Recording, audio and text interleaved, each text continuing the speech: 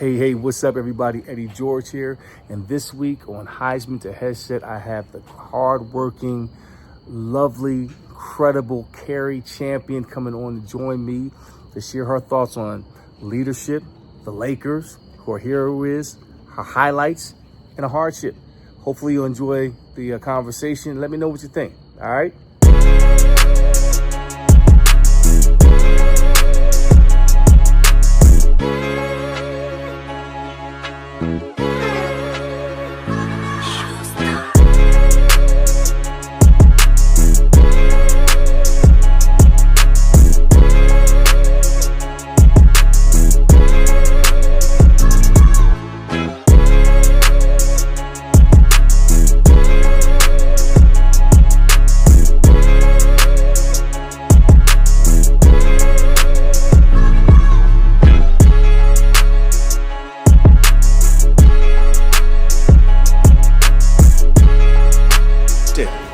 Focusing on getting to know me, I get to know you.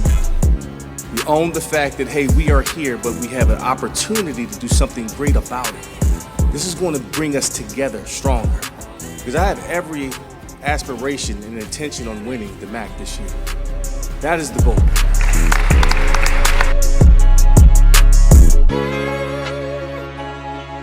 Well, it's a pleasure to have you on. I've always been a big fan. I've seen you in LA at different events. I've watched you for years on ESPN. You're doing amazing work. I appreciate you taking the time today to share with me, Cari. So thank you for coming on Heisman to Headset. Thank you for Heisman to Headset. I'm making sure I get this right. I think that's genius who came up with the title. Well, I would like to take credit. John actually came up with it. I would love to take credit, but I'm not going to do that. It's great. But let's just start off. Growing up in California, Pasadena, you went to UCLA. First of all, the most important question, talk to me about your top 5 MCs of all time. Oh, wow. I know you're a Cali girl, and I want to see how well your range is. Okay, in no particular order, right? But no particular order. I grew up in LA. I'm fully LA through and through.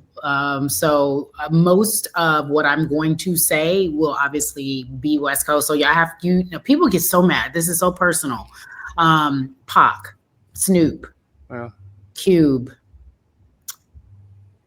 obviously Jay-Z. I mean, that's just an obvious one.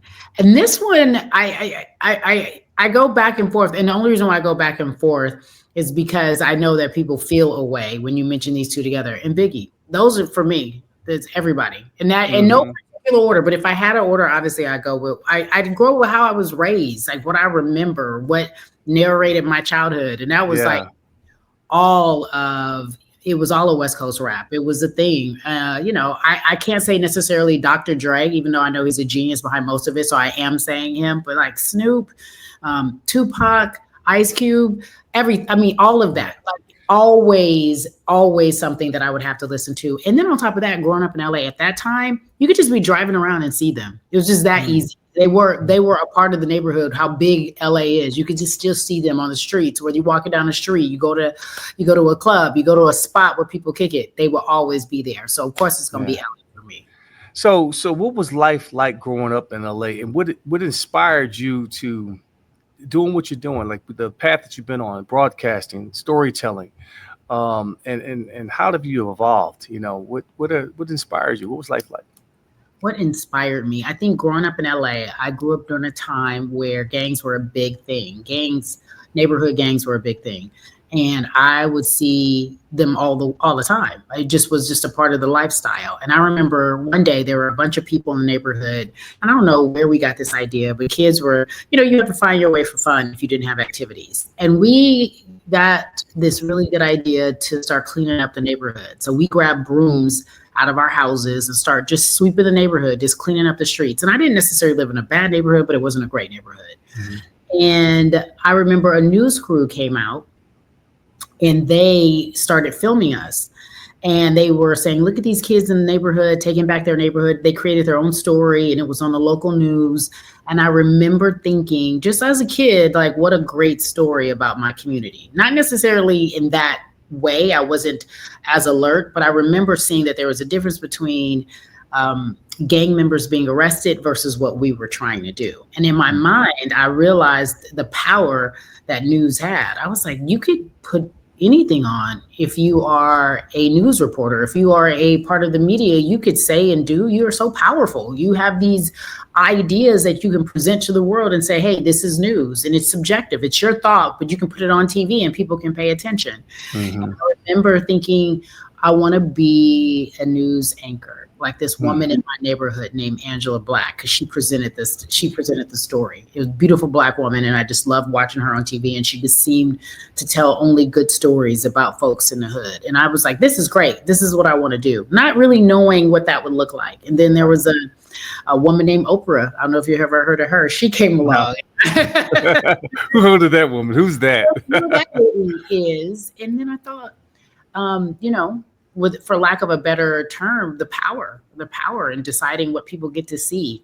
And that really put me on my path. And I always knew that I would do news. However, it ventured into sports, but it was still telling stories, trying to present facts and showing the good in people as opposed to the bad. So that's where it always started for me. It always started there. I guess it continued. Like when I look at you, I hear like words like relentless and prepared and willing to grind, and that. What are your convictions? How were you? What makes you? What shaped you? Well, that's it is such a great question. Honestly, for me now at this phase of my life, I think most recently, and this is not a sad thing, it's a full circle thing. I lost my grandmother. She was 95 years old. She passed away this month, and I think I wasn't very curious about her when I was a kid, but when I became an adult and I knew that she was, she probably wouldn't be here forever, I got really curious about who she was, because she really played a very instrumental role in my life. And you just don't know how you're being raised until you have perspective. But when I was a kid, she would take me to the Lakers games and we would sit in the nosebleeds, and she talked about how much she loved basketball. She played basketball in the segregated South. She grew up in 1930. So she wasn't on a team, and she didn't think she was going to go to the WNBA. She just loved basketball and what it gave her, the freedom it gave her when she was growing up in the South. She felt important. And I remember her explaining the game to me, and I couldn't understand why she loved the Lakers so much. But what it did was give me something to love and a hobby and an interest, because I was the only one who wanted to go to the games with her. And little did I know how that would play out in my life later. And then I started to think more and more about how she moved to California from Arkansas when she was 19 years old, and she was a maid, and she did all these things where she grinded until she finally got this gig working at a hospital, being a physician's assistant, and worked her way up and did all these things. And I didn't realize how many lives she led, because she was just always my grandmother. She was always my mother's mother. And I think about how strong she was and how many firsts and how many things she did. And I go, well, this is where I get it from, right? Yeah. Women weren't doing what she was doing back in the day. Like, they were getting married, and there's nothing wrong with getting married. You should be married. I've been married. You should be married. But she was, I'm going to provide a life for my children no matter what, and a better life for myself no matter what. And she wasn't doing it loudly, right? She's not a vocal person like I am, but she was doing it with her work ethic and what she instilled in us. And so she really shaped me in so many ways. I don't think the little kid catching the public bus, the RTD at the time, the rough, tough, and dirty, as we call it in LA, to the forum, sitting in nosebleeds while your grandmother is explaining the game to you and how much she loves it and why it's so important and why sports is so important. It's crazy. Yeah. And so she really had a lot to do with how I turned out. And it seems like her influence and that experience with her going to the nosebleeds, the Lakers games, has led you to an amazing career at ESPN and all this stuff. So how does sports play a role in your life? I mean, I know the games was one thing. Did you play sports growing up in LA? Were you always into sports? What about it? I did. I ran track in junior high school and high school. I tried to play basketball. It wasn't good enough. I really was well aware of that. Hey, you'd have crossover? I did not have it at all. I didn't either. I was terrible. I'm just I can't go left. I can't go left. Can't lay it left. Can't do it. I wasn't coordinated enough. And I was like, dang, how come? And sometimes people just have it and then they could stick with it. So I was, I'm very much a nerd and very proud to be a nerd. I kept stats. I kept the stats. I kept the stats so I could hang out with the basketball players. So I could be with the girls and chill with them because I always thought they were the greatest. And I think, honestly, I really, Eddie, just wanted to be a local news reporter, but the idea of sports and news was just so inherent in my life because sports was such a big part of my life growing up. I had to do both. So I remember thinking either I'd be at ESPN or CNN, and God willing, I do both now. You know what I mean? I was at ESPN, I'm at CNN now. It's like, look at both of these worlds. You could just look and see the dream and just write it down and say, that's what I want. And it's there. And I think that all of that the roles worked out for themselves. Yeah. It was natural. It was easy. Well, Cari, it's like this. We talk about like leadership, and you've had a chance to see it both in sports. Now you're covering politics. You're looking at how our world is shaped, the climate of our country. What does leadership mean to you? Yes. Is it a choice? Is you born with it? Is it something that can be developed from your perspective and opinion? What does that look like? Leadership is a combination of things, and I don't know if I think the first thing I'd say is that it's rare. I think the ability to see it on the field and off the field looks really different. Like how so? I mean, it's curious. How so? I can identify leadership pretty easily on the field covering sports. I can identify, I believe, is a good player and coach or coaches. It doesn't even have to be the head coach. It could be the support staff, and you're like, that's the leader. It could be the manager, and you're like, that's the leader. Team manager, that's the leader. I see it. Or he has leadership ability, or she has leadership ability. And it's sometimes easily identifiable. But during those really uncomfortable times when your character may not want to be of its highest, that's when you can really see a leader. Mm-hmm. Somebody in these uncomfortable positions, whether they're winning or losing, whether they're embarrassed and their ego's on the line, like that's how you can identify a leader to me on the field. Off the field, it's scary because I think, and I use this culture, politics, the world that we live in. It's hard to be fearless. It's hard to go against the grain. It's hard to use your words, especially nowadays, because everybody has an opinion. It's hard to use your words and stand on business. Why do you think that is? Why is that? I think we're just in a world where people, we live in a very individual society. Now people want to be Instagrammers and YouTubers and they want to be social influencers. And that requires you to sometimes go along to get along. You have to play the game. You have to be a part of what's cool and what's happening. And I see that. I just see that. People, you compromise yourself so that you can be famous, be rich, have money, lead in whatever way you think you can lead. And it's just that rare individual that you're just like, I'm just going to go against the grain and make people uncomfortable. I'm going to not fall in line. I'm sorry. I don't know. Maybe my rewards won't come as quick or as vast, or I won't have as many resources, but it's the rare person that can say, I'm going to use my voice for good, even though everybody's telling me I shouldn't do it. Those type of individuals exist.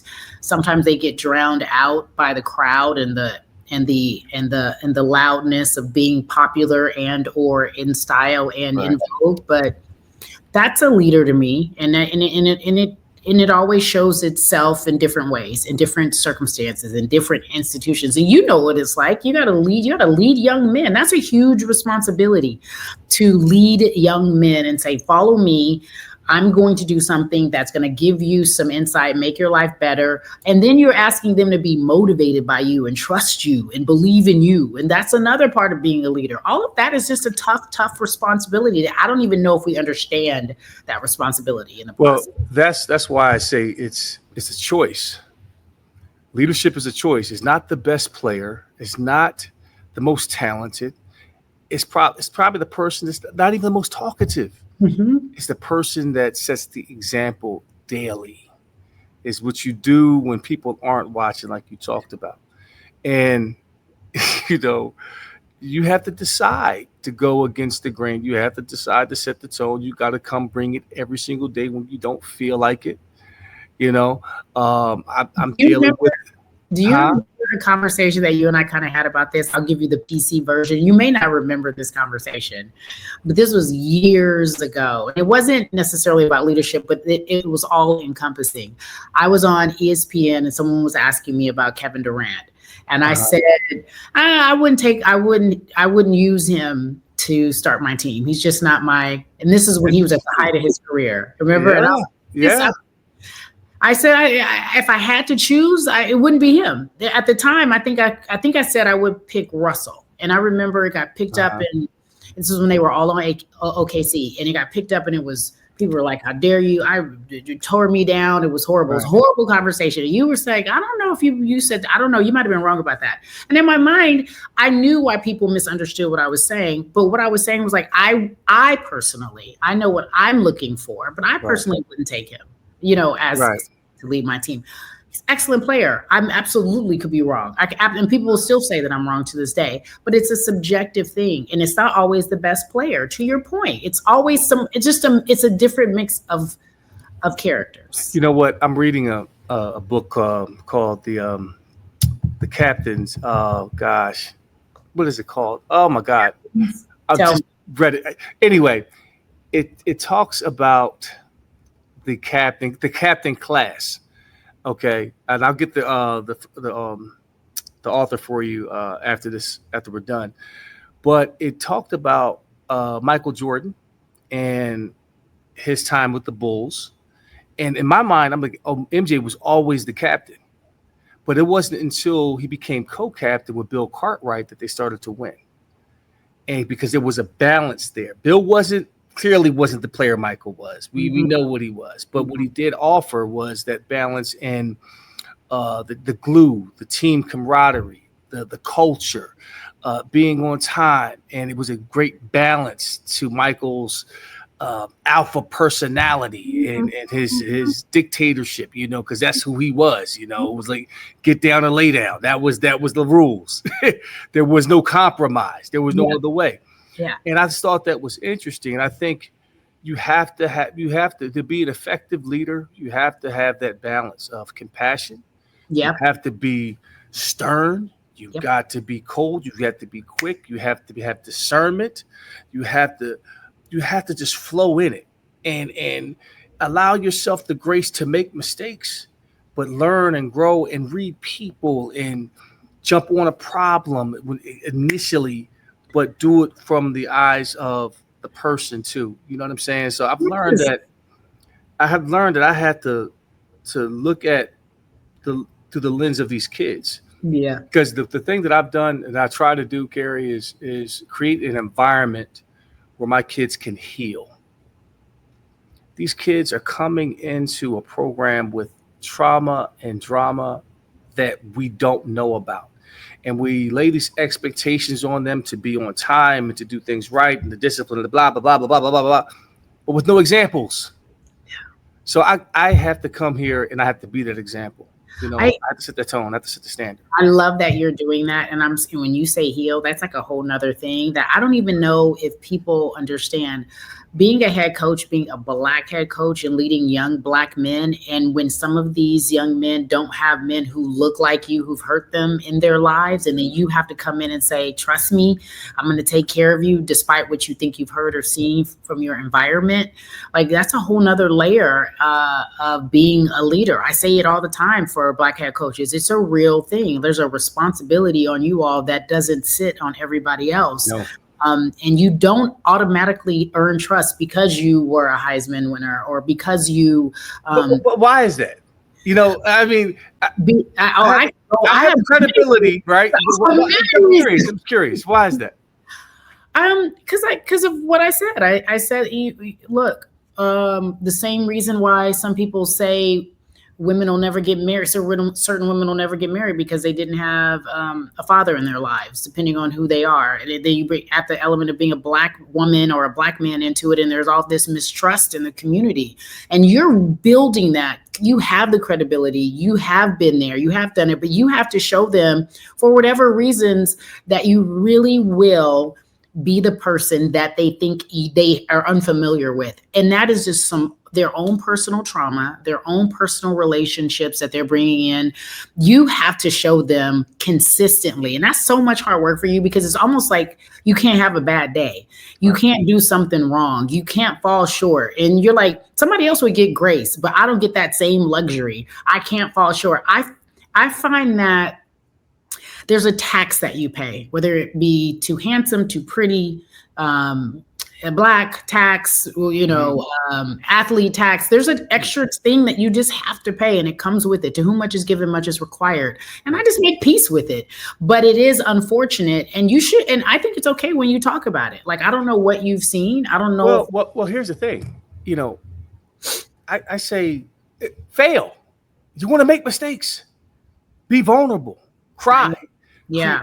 Listen, I've created an atmosphere where my kids, I want them to feel safe when they walk through these doors. I want them to be able to open up and again, to heal, to let some of the stuff go. And it leads me into the 5 H's, because this is the crux of the program in terms of cracking that door open, to allowing vulnerability to seep in so you can heal. I've seen it the last 4 to 5 years. So many stories, Cari, so many stories of these young men that you would never think were witnessed their loved ones get murdered, eating out of trash cans, homeless. Yeah. A kid was able to get a year back because he lived out of the back of his car. That's why he didn't do well in school, and he filed a deal where he could get a year back based off his eligibility, because it was just so many different things. So, it's important for me to create an environment so they can feel this, so they can grow. Yeah. That's where the coaching is. It's not in the X's and O's. That's where the coaching is, Eddie. The coaching is in developing the person through discipline and discernment, So we're going to jump into the 5 H's, all right? Okay, I'm ready for 5 H's. I'm ready to run through the wall right now. Eddie got me ready. You ready to rock? I'm ready. Come on. Suicide. Right. Do it. No, I'm kidding. Right. Hey, I'll put you on the hill now. I don't want it. No. You ran track. You can deal with it. Do it. Now, first of all, what was your event? Was it 400? No. Hurdler? Hurdle. Yes. I knew it. I know a hurdler when I see one. Yes. Work on the trail leg was the real. Let me tell you, long as can be. I always say, and even if I meet, side note, when I talk to Allison Felix or anybody I've interviewed her a few times, think she's a really good friend now. I'm all like, it was something about this torso of mine that didn't allow me to be great, but me and you would have been going at it. I'm one of those, right? My grandmother tells a story of when she played basketball. She's like, I invented the 3-pointer before it was a thing. I'm like, okay, Granny, sure you did. And so I will tell stories of how great I was because there was no video of it. Of course. You never let facts get in the way of a good story, right? Never let it get in the way of a good story. But okay, maybe your grandmother, but who is your hero? God, I have so many. But you're probably right. At this moment, it is my hero. Usually my hero will be someone who can show unconditional love. And that's something that so many of we don't have that anymore. I don't think unconditional love. This love nowadays. I'm talking about with friends, with family, with work coworkers. It's very conditional because people feel very transactional in the NIL world that we live in. What you giving me so I can give you something back? So, that's right. And I can only show up if you're giving me something. And unconditional love is something that she taught me no matter what. So when you have your family or when you have your chosen family and friends, like I'm always going to try to give you unconditional love because it's so rare these days. So she's my hero. My grandmother, Estelle Faye Manning, is my hero. Okay. Side note, you just mentioned unconditional love. You said you were married, right? Yeah. Okay. Get into it. What did you learn? Whatever. Well, I learned that most of us are really emotionally immature, and that if we don't have a proper visual of what that should look like, what marriage should look like, it's going to be really hard for you to stay put and stay fit if you haven't seen it. So I think, and also what you want. Like, there's nothing wrong in realizing that at the time that may not be what I wanted, like, or it didn't fit my lifestyle, or I wasn't ready for that lifestyle, I wasn't ready for that commitment. There's absolutely nothing wrong with that. But usually people, when they have a visual of it, they understand what it looks like. But so many of us, we operate from such a hurt place, which is why I think it's so beautiful of you saying that all you want to do is heal these young men, because they do need healing, whether they want to admit it or not, and they're not emotionally fit to say it. Mm-hmm. So when you talked about your God, I lost my train of thought. I had a question. Okay. I hate that happens. I hate that. It happens all the time because you have so many places. I have so many places. Yeah, I know. It'll come back. All right. I hate that. Happens all the time. Oh man. All right. Hardship. What was your hardship? Oh, my hardship. Growing up in life in general. One you were willing to share. Hardship. I think the hardest thing for me has and had been dealing with the idea that people aren't as loyal. Friends, family, everyone. Loyalty is a big thing for me. I'm down to the day I die. Like, if you're my friend, I still have the same friends I've had since I was in high school and in college. And it's a small but mighty crew.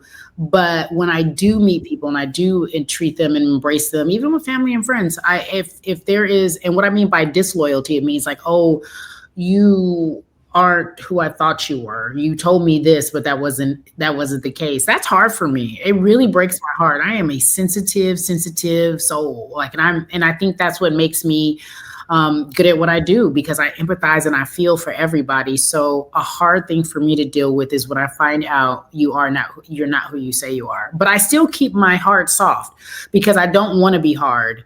I still have to be soft in this world because I know everybody's going to disappoint you. It's just you allowing what the disappointment will be, like you accepting that disappointment and being okay with that.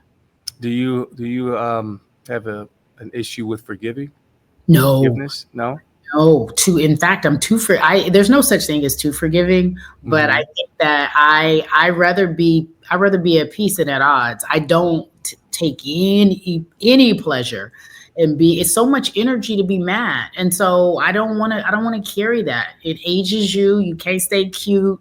You don't look good. You know what I'm saying? Yeah. So good. I was like, I know, because I done forgave everybody. I'm drinking water and I'm minding my business. Now, how did you personally get through some of your trauma? Was it therapy? Of course. Okay. Of course. I am a big believer in therapy. You know, and I say this today, and I'm telling you this, like, I am married so young. I got married when I was like in my 20s. If I would have known about therapy, I probably would have tried to stay married and work through it. But what I found out was that we're just all trying to figure this thing out, and nobody has left their childhood uninjured, unharmed. You know, life will put its imprint on you. Like, people are like, oh, so-and-so, like they talk about certain athletes or certain people, like Angel Reese needs to be humbled, and Carrie Richardson, she's doing too much. She needs to be, I remember that. And I remember being on TV and saying, you know, I used to think like that. I used to be like, too much, chill out. You doing this. I want people to like you. You doing too much. Chill out. And then I was like, life will humble you. Life will humble you. So why do we have to be the ones to put the parameters and the guardrails on the people who show up unfiltered and unaffected by life? Because life will affect them eventually, and they will have to figure it out. So why do we have to put these restrictions on them? It's so unfair. Life will do that. So I feel like, I'm like, let them grow through that. Let them live this, because there's only a small part of your life, Eddie, you know what I'm talking about, that you live where you're unfiltered, where you're just like, oh, really? oh wait, life isn't what I thought it was. Oh, I'm No not. question. You know what I mean? You just do it so No. small little sliver of time where you're just like do do do do do, and then all of a sudden life hits you. Yeah. So let him have it. Yeah. Okay. Your highlight. What's the highlight? You've done so many great things. You ESPN to now I, your I naked podcast to Listen, I have been so blessed. I've had so many different journeys, and I still have so much coming on. I always say to myself, I am so grateful for the life that I've been able, like where I've come from, how I grew up. You talked about hardships, how I grew up, and I look at my immediate family and what they had to deal with and what they couldn't survive, and how I was still able to survive it. And then I live in a world where I do sports and I can do politics, and I can watch something and say that's what I wanted to do, and I can attain it. But I think honestly, my greatest highlight reel will be my foundation, and it's a nonprofit foundation where I mentor young women, black, brown, purple, green, orange, and I set them up. And it's very informal, but I put them in a position to succeed. I set them up with people who can help them be great or teach them about the facts of life and try to help them. And it doesn't always work out perfectly, but the most rewarding thing you ever can do is give yourself a purpose and feedback. And if my legacy is that I've changed one or two lives, I'm set. And that's the most rewarding thing that I've ever done. You know what? It sounds like you're a coach. You know? Yeah. Yeah, you got the headset on too. Yeah, you are a coach. It's life You're a coach. coach. You're Yeah, a coach. sure. Amen. You're a Amen. coach. Yeah. Uh-huh. Okay. Sticking along those same lines, what do you hope for? What do I hope for? These are all great questions. What do I hope for? God, I hope for so many things.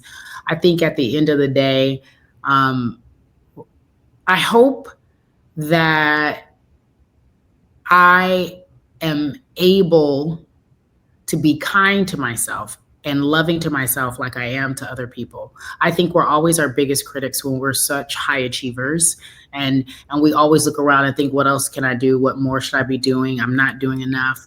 And I think that drives us to be great, but there's this other side of us that where we don't allow ourselves to be kind to ourselves and acknowledge all the great things that we've done and all the love that we've given. And so I hope that I'm in the phase of my life that I'm easy on me. You know what I mean? That's what I'm looking for. You know what? It's funny you say that because I tell my my students and my student athletes to smell the roses, just to take time to smell the roses. There were times like in my career, early in my career, after I won the Heisman, I was like, okay, what's next? Boom. You know, it's time to go to the NFL, win Rookie of the Year. Okay, win the Rookie of the Year. What's next? It was Pro Bowls. It was Super Bowls. It was this. What's next? What's next? And I never had a chance to give myself the chance to like, yo, you know what, man, you've accomplished some great things, and it's just slow it down and appreciating, but not being complacent, but appreciating it for a moment. Like, you know what, God has blessed me with a great talent. Yeah. I've been able to accomplish some great things in my life, and it's okay to smell the roses occasionally. You know, so that's always a tough balance. They say that's the thing. Like, we're so ambitious and so excited about all the things. We're like always looking around over our shoulder. That's just the society we're in. And so I hope I'm in the be easy generation on me. And that's the hope that I would have for myself. I really do. And I don't know I don't even know. I'm telling you that. I don't even know. That was just the first thing that came into my head. All right. The last H. What do you find hilarious? Something hilarious, a hilarious story, an interview, something embarrassing that happened to you. Oh my gosh. I have so many of those. We all do. I've been on TV all your life. You round those up. I think what is hilarious to me. You know what's hilarious to me? I'm at a phase of I'm giving you too much of my personal business. Nah, come on. You know what's hilarious to me that I find now that I am in a phase of my life that I never really, you just kind of, you move through life. I go back and forth between New York and LA, and I love both things about both places. And I think about myself and I think about, well, why do I love going back and forth? And what is hilarious to me is like, I now feel like there is something about the energy of New York that I used to, back in the day, I don't know if you guys come to New York, but back in the day, I'm like, New York is dirty. I can't stand it. It's too loud. It's too many people. It's not dirty anymore? Still dirty. Okay. Still loud. Still too many people. But it gives me a new lease on life. Like it makes me feel I'm more curious about things. Like I wanna go to plays. I wanna meet new people. I'm into art. Like who like art? Me. I love art now. You know what I mean? Yeah, I'm at museums. I'm doing, and it's really funny because I'm like, who am I turning into? Like I'm watching myself really turn chapters and pages and evolve. And I think it's funny because I used to be one of those people. Let's talk about the plays. Like what plays have you seen on Broadway? Othello. I saw that with oh wow, Hall, so good. I saw Purpose. That was produced by Felicia Rashad. That was based on Jesse Jackson's life as a politician, an ancient politician. I saw Alicia Keys's play that she had. She is talented, super talented. I mean, I don't think, is there anything that I haven't seen? The Wiz. When I tell you I'm going to plays, I'm like, when did I become the theater lady? I go from the girl who loved listening to Ice Cube and Snoop to let's go to some theater. I guess they all live in the same worlds, right? It's all the same thing. It's art in different ways. You know what? That's crazy because when I finished playing, I wanted nothing to do with football again. Nothing. I said, okay, I'm done. I'm jumping into business. I started my own landscape architecture firm. I was getting auditions to be into movies, and I absolutely stunk. I had the worst auditions ever. So I said, you know what? If I'm going to jump into acting, I'm going to learn how to do it. So I got acting lessons, and I got into theater. I got into iambic pentameter and Shakespeare. I started reading all these works. And then I performed Julius Caesar. I was on Broadway in Chicago. I did Othello. Yeah, so it was Top Dog Underdog by Susie Laurie Parks, a 2-man play. It's amazing, and it's just expanded my mind and really prepared me to become a head coach. Because the one thing that you can do, the best thing you can do as an actor, is not necessarily act. You're not acting. You're telling the truth in imaginary circumstances. So you have to be tapped into your emotional being. But it's listening. You got to know your lines, but you have to listen and truly respond in an authentic, deep way. It has to land. It has to hit you. It has to affect you. And so theater is everything. Have you seen Hamilton yet? Yes, I saw Hamilton years ago. I saw the original Hamilton. I did too. It wasn't great. What was your favorite song? You know what? Here's the thing about Hamilton. I got to be honest with you. When I saw it, believe it or not, in the audience that day, and it's not a far departure to watch certain athletes, high excelling athletes, become actors. In the audience that day, with a bunch of us, was Blake. He played for the kind of light skin. Blake, the dunker. Why is his name escaping me? Because he disappeared. You know what I'm talking about. Yes, number 34. Yes, he was there, and I gotta say it to you. He was there, and I thought, and now I gotta look for it. He was there, and he was saying that he wanted to be a Clipper, and I thought to myself, Blake Griffin, and he thought he wanted to be, he thought he wanted to be an actor, not a Clipper. He wanted to be an actor, and I thought to myself the whole time I was there, I was enjoying the music, but I could not remember all of the songs or what they were saying. All I knew was that was the power of theater because it moved me. It literally moved me. When you go to even Othello, you did Othello. Oh yeah. If you're not paying attention, and like you said, the listening of it all, Shakespeare is not easy to understand. No. But what it requires you as an actor to do is gesticulate and make people feel. And all I could remember was the feeling like I really love this country when I left Hamilton. What did our founding fathers do? They created something special. I just remember thinking that. That's how I felt when I left Othello, watching Denzel do it. I was like, oh, I'm tired. So you did it. You know how exhausting it is and to remember those lines. But it's the feeling that it gives you, it just moves you in a way, and it can't even describe it. Words sometimes don't even really help because theater it becomes alive. Yeah, it's organic. It's so organic. And it's give and take of you, the actor, and the audience, and you're building a painting and a picture in real time, and it's different every single time. You're building a picture. You're building a picture. You're painting in real time, and you're adding layer on layer on layer. You are so right. So right. And you know what? When you feel the audience's energy, it's like it's pulsating. and you can, and they're riding with you. I get goosebumps when I think about it because it's okay. So you coming back? Great. I hear that on his off season. He coming back to act. I see you then. For me, I might do a one-man play. I might do one. Should. I might do a one-man play. You should. And when I just said, you talked about smelling the roses, I just want you to know the career trajectory that you just described. Your legacy is already cemented, but no one can say from Heisman to the pros to being an entrepreneur to being on Broadway to being a head coach. All of these jobs are lifetime, North Stars for so many people, and you've had over and over and over again. So it's just it's been an absolute blessing. Yeah, and we know what's crazy is like I wasn't looking for it. I wasn't trying to do, the head coaching thing. Like I didn't say, Deion's doing, let me jump into that. I had my business. I was acting. I wanted to be, Cari, I wanted to be the first man to have a HEGOT. Well, yeah, of course. A Heisman, an Emmy, a Grammy. Yes. That was my goal, right? He got it all. He got it all, right? There's still time. There is, but you know what? There's something about sitting in this seat that's shaping me. It's developing me. It's been, I've changed because of these young men. Oh, no question. It's shaped me. It's changed me more than I think they can ever imagine because I'm challenged. Yep. Every day I come in here to operate and do things right, and just to have that impact is just awesome. I know I'm going too long, but we'll wrap up in a couple more things. Okay.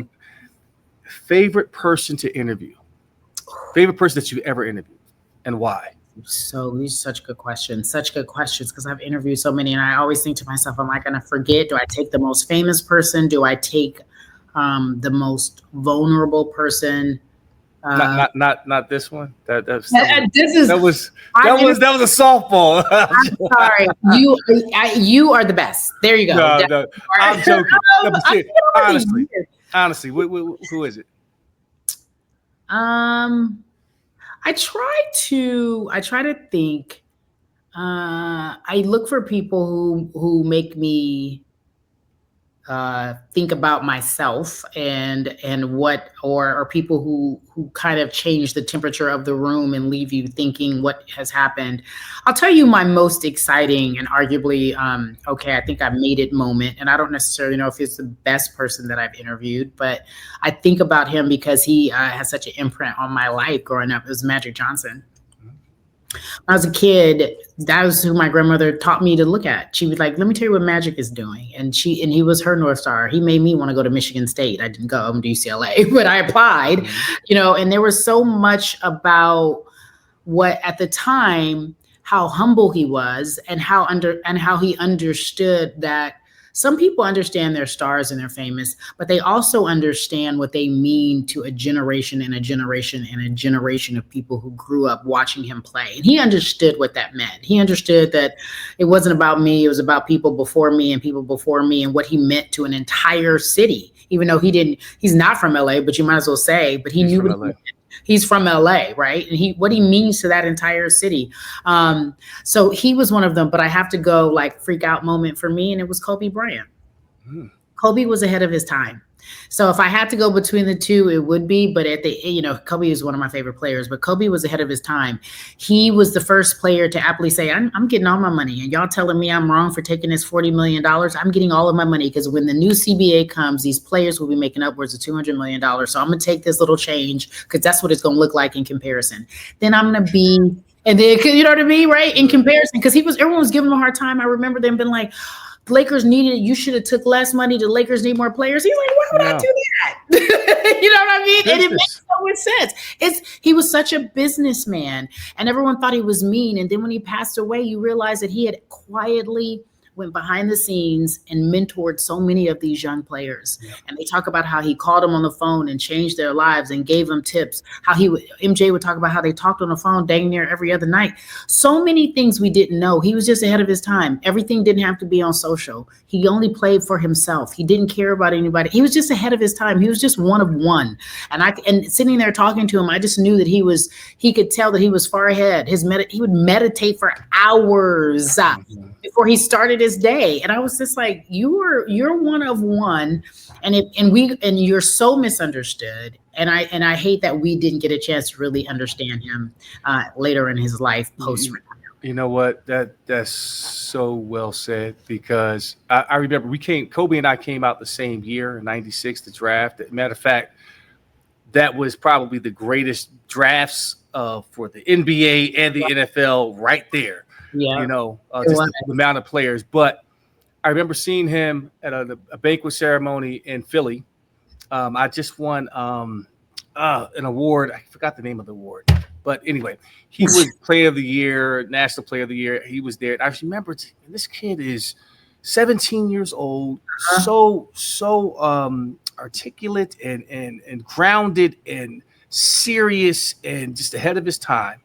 And you're right, because we got a chance to watch Kobe, you know, literally grow up from being selfish to my ball shooting it to becoming an all-time Laker great. And then after the game, how he transformed his life to winning an Oscar through storytelling. But his impact on women's sports, that's the part that really, the Mamba, I get goosebumps when I talk about it, because he has his daughters and just how he invested his time, his energy, the intentionality that went into it. He wasn't looking for, hey, I'm a star, this is my deal, and putting it on the platform. He genuinely coached those girls, and he coached them hard. And that's one thing I like, you know what? I completely missed that man, because he had so much more to give. So much more to give. Those are the things we're just like, really? Why? But I'll tell you what also people don't talk about. He only had girls, right? But instead of being like, I only have girls, I hope they play sports and do whatever. He was like, I'm going to invest in my child, because my child is an athlete just like me in the purest forms, and an athlete first. And yes, you want to play? Well, this is what we're about to do. We're about to really get into this sport, change the game, find out who the greats are, work with them. He disrespected the sport before it was, I'm talking about women's basketball, before it was really universally respected.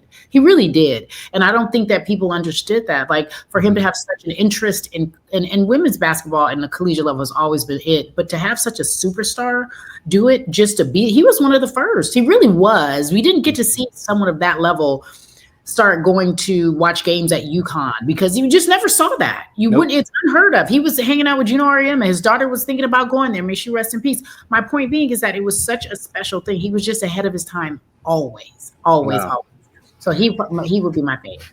Cari, we can do this all day. I'm enjoying this conversation. I enjoy your time. But one last thing, and I'm gonna let you go, and we'll finish off with this one. And I'm thinking that I can probably come on your podcast next or something like that. And you let me know, I got you covered. Okay. I think I got two of them. I know that. But you're Mount Rushmore for greatest Lakers of all time. Oh, you do. Yeah, you do. This is controversial, but he also agreed with me. So I can do this in order. Go ahead. First is Kobe, obviously. And even Magic Johnson, who's number 2, told me that his number 1 was Kobe. So I'm okay with that. So everyone get upset. But it's Kobe.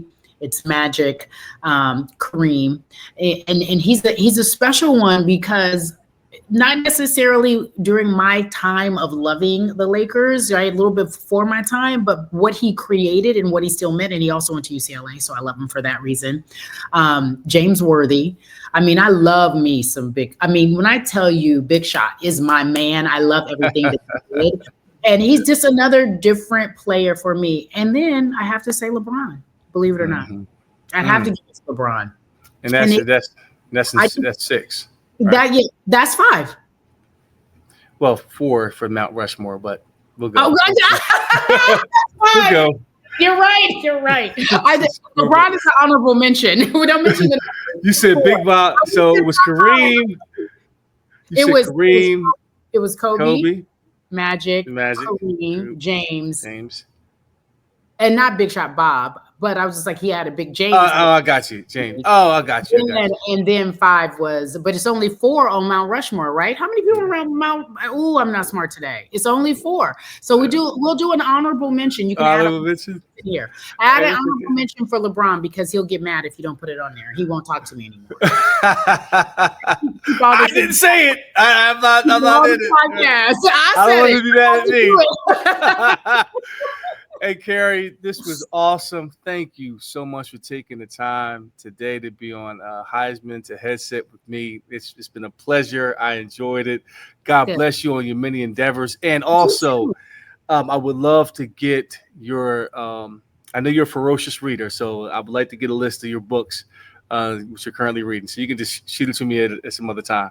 Oh, not right now. Okay, yeah, because I got one right here. Okay, we'll do. What is it? What is it, real quick? Okay, so I read a lot of like fun, trashy novels, but this is a really good one. Rainbow Black by Maggie Trash. Ooh. It's really, really good. You'll love her. So this is a really good fun book. Rainbow Black.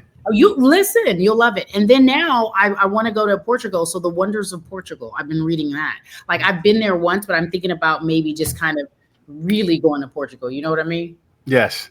Well, hey, I got to run to Cleveland. God bless you. You late. Take care. Okay, hon.